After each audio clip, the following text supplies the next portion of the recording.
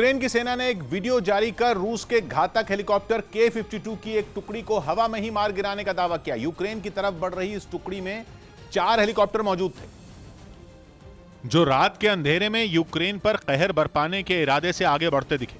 लेकिन वहां मुस्तैद यूक्रेन के एयर डिफेंस सिस्टम ने उन पर मिसाइलों की बौछार कर दी।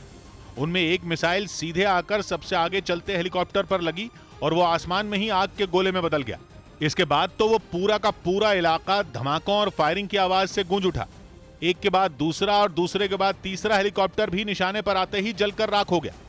चौथा हेलीकॉप्टर इससे बचकर आगे निकलता दिखा, लेकिन आखिर में उसे भी यूक्रेन की मिसाइल का शिकार होना पड़ा। यूक्रेन में जंग के बीच फंसे कई युवा फुटबॉल खिलाड़ियों को वहां से सुरक्षित बाहर निकाल लिया गया।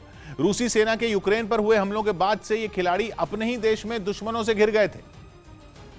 लेकिन अब ये सभी खिलाड़ी अपने पड़ोसी देश हंगरी पहुंच गए, जहां इन 35 खिलाड़ियों के अलावा कई और शरणार्थी भी नजर आए। बाद में इन सभी को वहां से एक कैंप में ले जाया गया। इस कैंप में उनके लिए खाने पीने का सारा इंतजाम मौजूद था। ऐसे में इन लोगों ने वहां लाइन में लगकर खाने के पैकेट लिए, फिर ये सभी साथ बैठकर खाना खाते दिखे। A group of 35 players from the youth teams of Shakhtar Donetsk arrived today in Zaony and they फिर करीब 7 घंटे बाद रात में उनका ये सफर दोबारा शुरू हुआ और इस बार उनकी मंजिल थी क्रोएशिया। अपनी इसी यात्रा को पूरा करने के लिए वो सभी एक बस में बैठे नजर आए। बताया गया कि वो क्रोएशिया में कुछ फुटबॉल प्रतियोगिताओं में भी हिस्सा ले सकते हैं।